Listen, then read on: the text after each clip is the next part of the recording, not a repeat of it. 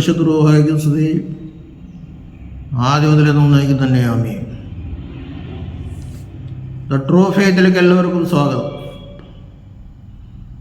ഞാൻ യാക്കോബ സഭയിലെ ഇട്ടു പാലക്കൽ കോർ എപ്പിസ്കോപ്പ. സത്യവിശ്വാസം സംബന്ധിച്ച കാര്യങ്ങളാണ് ഇവിടെ പറയുന്നത്. എന്ന് പറയാൻ ഉദ്ദേശിക്കുന്നത്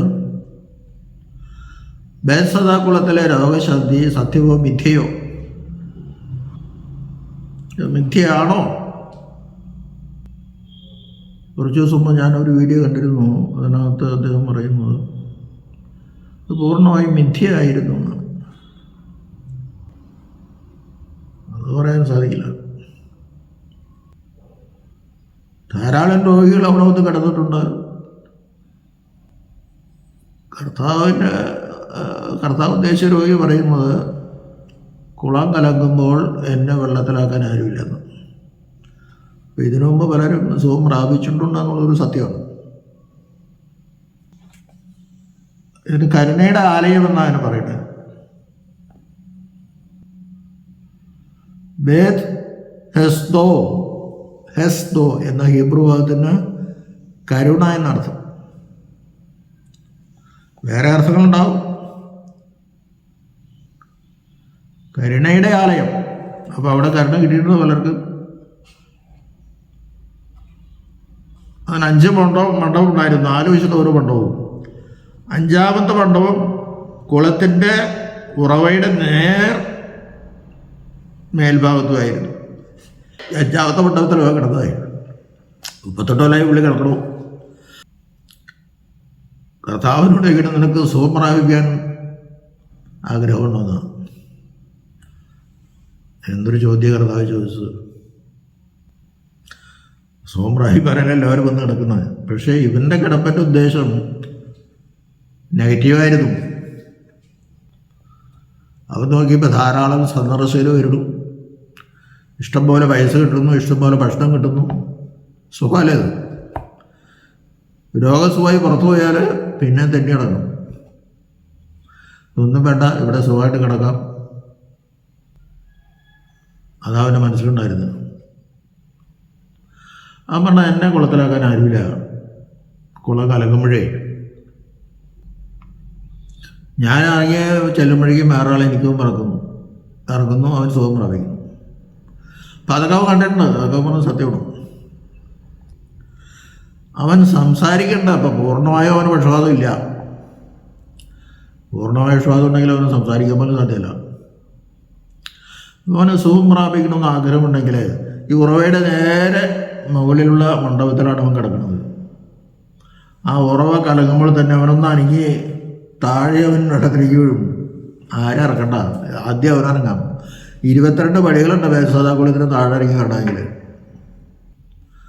രോഗികൾ മണ്ഡപത്തിന് ചുറ്റുവശം കിടക്കുന്നുണ്ട്. ഇവനാണ് ഏറ്റവും എളുപ്പം.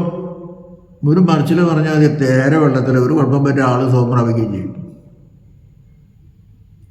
അപ്പോൾ അവന് സുഖം പ്രാപിക്കുന്നത് വലിയ താല്പര്യം ഉണ്ടായില്ല. അവൻ പരാതികളൊക്കെ പറഞ്ഞെങ്കിലും കർത്താവിന് സൗഖ്യം കൊടുക്കുക. അവനെ അന്വേഷിച്ചാണ് കർത്താവ് ഇവിടെ വന്നത്. ഇവിടെ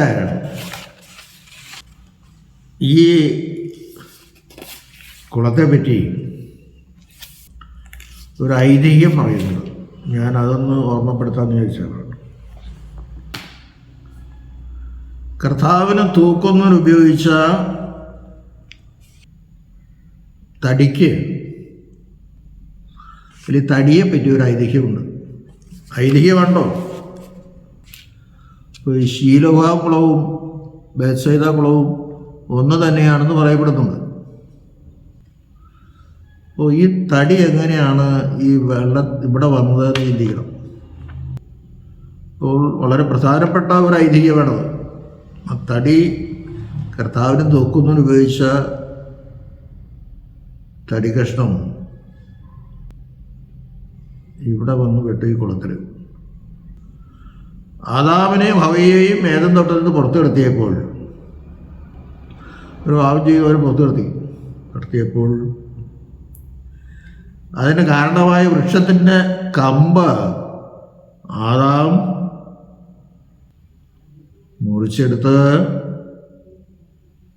അതുകൊണ്ട് പറുദീസായിലെ വാതിൽക്കൽ തൻ്റെ കുറ്റത്തെ ദൈവകൽപ്പന പ്രകാരം രേഖപ്പെടുത്തുകയും അതിൻ്റെ ആ കമ്പ് തന്നോടുകൂടെ ഭൂമിയിലേക്ക് കൊണ്ടുവരികയും ചെയ്തു. ആദം പാപം ചെയ്ത് ഇരയിൽ നിന്ന് പുറത്തേക്കപ്പെടുക, തന്നെ കുറ്റം ചെയ്യാൻ പ്രേരിപ്പിച്ച ആ അറിവിൻ്റെ വൃക്ഷത്തിൻ്റെ കമ്പ് എടുത്തുകൊണ്ടുവന്നു. ദൈവകൽപ്പന പ്രകാരം പറുദീസായുടെ വാതിലിൽ അവൻ ചെയ്ത കുറ്റം രേഖപ്പെടുത്തി. ആ കമ്പ് അവനവിടെ കളഞ്ഞില്ല, കമ്പ് അവൻ തൻ്റെ കൂടെ കൊണ്ടുപോകുന്നു. ഐതിഹ്യമാണ്, എന്നാലും നമുക്ക് വിശ്വസിക്കാവുന്നതാണ്. ഈ കമ്പ് വളർന്ന ഒരു വൃക്ഷമായി ഭൂമിയിലേക്ക് കൊണ്ടുവന്നു. അവനെ നട്ട് കാണും, എങ്കിലാവട്ടെ, അത് വളർന്ന് ഒരു വൃക്ഷമായി. ഈ വൃക്ഷത്തിലാണ് ഇസഹാക്കിനെ ബലിയിൽ നിന്ന് രക്ഷിച്ച ആട്ടിൻകുട്ടി ജനിച്ചത്.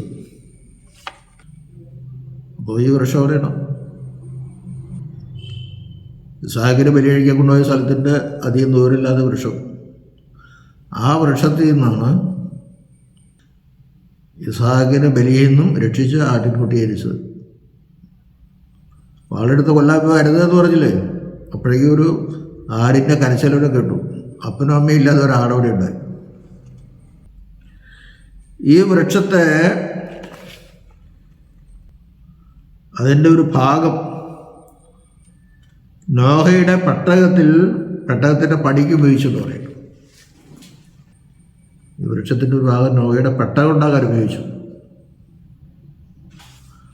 അനേകം ദൈവിക അത്ഭുതങ്ങൾക്ക് കാരണമായ മോശയുടെ വടിയും ഈ വൃക്ഷത്തിൻ്റെ കമ്പ് കൊണ്ടുള്ളതായിരുന്നു.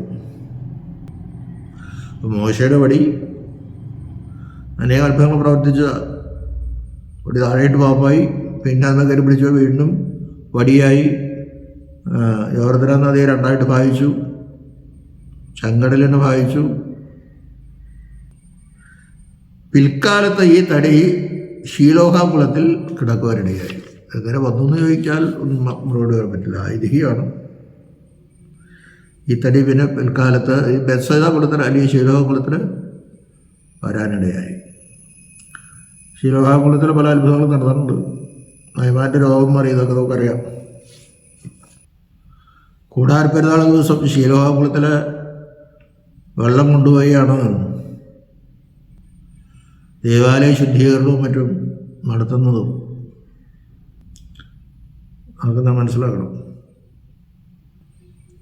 അല്ലെങ്കിൽ ആ കുടത്തിലെ വെള്ളം കൊണ്ടുപോകുന്നത് തന്നെ വലിയൊരു പ്രദക്ഷിണമായിട്ടാണ് യെരൂശലേം ദേവാലയത്തിലേക്ക് ശീലോഹകുളത്തിലെ വെള്ളം കൊണ്ടുപോകുന്നത്. അത്ര വിശുദ്ധമാണ്.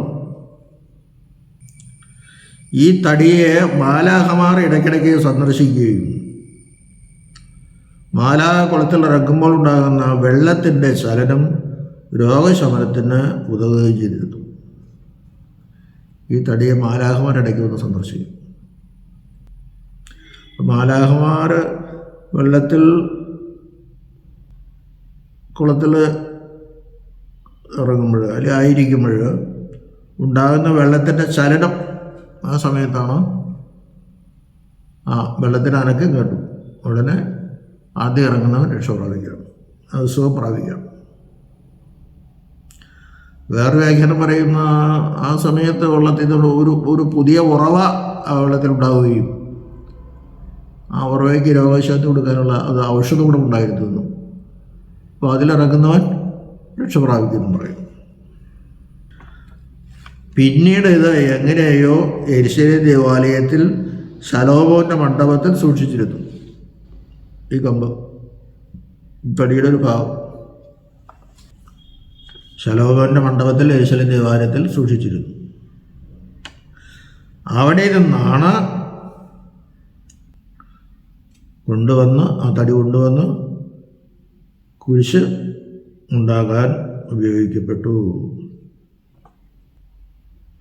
ആ തടി അവിടെ നിന്ന് കൊണ്ടുവന്ന് കുരിശുണ്ടാക്കാൻ ഉപയോഗിക്കപ്പെട്ടു എന്നാണ് ഐതിഹ്യം. ഇങ്ങനെ ആദാമ്യ പാപത്തിന് നിദാനമായ ആ തടി ദൈവനിയോഗത്താൽ സൂക്ഷിക്കപ്പെട്ട് ആ പാപത്തിൻ്റെ പരിഹാരത്തിനുള്ള കുരിശ് അതുകൊണ്ട് ഉണ്ടാക്കപ്പെടുകയും ചെയ്തു. വളരെ അർത്ഥവത്തായ ഒരൈതിഹ്യമാണ്. ഞാനൊരു വ്യാഖ്യാന പുസ്തകത്തിൽ വായിച്ചാണത്. ഏത് വൃക്ഷത്തിന്മേലാണോ ആദാം പാപം ചെയ്യാൻ കാരണമായി തീർന്ന ആ ഫലം ഉണ്ടായത്, അതുമൂലം വന്ന പാപം ആ വൃക്ഷം നട്ടു വളർത്തിയ അതിൽ അത് വളർന്നു വലുതായ കൊമ്പുകൾ കൊണ്ട് ഉണ്ടാക്കപ്പെട്ട തൂക്കുമരത്തിൽ കർത്താവ് തൂക്കപ്പെട്ട് അല്ലെങ്കിൽ ക്രൂശിക്കപ്പെട്ട് ആദാമിൻ്റെ പാപത്തിന് പരിഹാരമുണ്ടാക്കി എന്നാണ് അവിടെ പറയുന്നത്. അപ്പോൾ ഇത് മുഴുവനും മിഥ്യയാണ്, തെറ്റാണ് എന്ന് പറയാൻ പറ്റില്ല. പലരും സുഖം പ്രാപിച്ചിട്ടുണ്ട്. ശ്രീരാമകുളത്തിന് പ്രത്യേകതയുണ്ട്. ധാരാളം പേർക്ക് രോഗശാന്തി കൊടുത്തിട്ടുണ്ട്. കർത്താവിൻ്റെ കാലത്തും ഉണ്ടായിട്ടുണ്ട്. ഇന്നിപ്പോൾ അവിടെ വെള്ളമൊന്നുമില്ല, പടവുകൾ തന്നെ ക്ലിയറല്ല. പക്ഷേ ഗവേഷകരവിടെ ഗവേഷണം നടത്തിയപ്പോൾ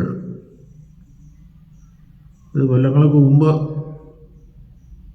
പണിയപ്പെട്ടിരുന്നൊരു കുളമായിരുന്നു എന്നൊക്കെ സാക്ഷ്യപ്പെടുത്തിയിട്ടുണ്ട്. അങ്ങനെ കർത്താവിൻ്റെ കാലത്തും അതിന് മുമ്പ് ഉണ്ടായ ബൈബിൾ സത്യങ്ങൾ ഇപ്പോൾ പുനരാവിഷ്കരണം നടത്തി എന്ന് പറഞ്ഞാൽ വീണ്ടും അത് സത്യമാണെന്നുള്ള സ്ഥിതിയിലേക്ക് പയ്യെ എത്തിച്ചേരുകയാണ് ഓരോ സംഭവങ്ങളും. അപ്പോൾ പൂർണ്ണമായും മിഥ്യയാണ് എന്ന് പറയുന്നത് ശരിയല്ല. ഞാനൊരു വീഡിയോ കണ്ട് നിങ്ങൾ കണ്ടാണ്. അതൊരു പെന്തിക്കോസ്തുകാരങ്ങനെ പറയുള്ളൂ. അവരെ സോളാ സ്ക്രിപ്ചർ മാത്രമല്ലേ അംഗീകരിക്കണം. അതിന് പറയാത്ത കാര്യങ്ങളൊന്നും അംഗീകരിക്കില്ല. പക്ഷെ നമ്മളത് പൂർണ്ണമായി ഉൾക്കൊള്ളുന്നു. അതേസമയം പാരമ്പര്യവും നമ്മൾ ഉൾക്കൊള്ളുന്നുണ്ട്. വേദപുസ്തകം എഴുതപ്പെടാത്ത സമയത്തും ക്രോഡീകരിക്കപ്പെടാത്ത സമയത്തും സത്യവിശ്വാസം ഉണ്ടായിട്ടുണ്ട്, സത്യവിശ്വാസ അലഹങ്ങളുണ്ട്. അത് നമുക്ക് മനസ്സിലാക്കണം. ഞാനപ്പോൾ അതിലേക്ക് പോകുന്ന കാര്യമില്ല. നമുക്ക് ഒരുപാട് വിശദീകരണ ആവശ്യമാണ്. ചിലരൊന്നും അംഗീകരിച്ചിട്ട് വരില്ല. അപ്പോൾ ഇത് ഒരു മിഥ്യയല്ല, സത്യമാണ് അവിടുത്തെ സംഭവങ്ങളെന്ന് തന്നെ നാം യാക്കോയക്കാരെ വിശ്വസിക്കേണ്ടിയിരിക്കുന്നു. എനിക്കത്ര പറയാനുള്ളൂ. ദൈവം നമ്മെല്ലാവരെയും അനുഗ്രഹിക്കട്ടെ.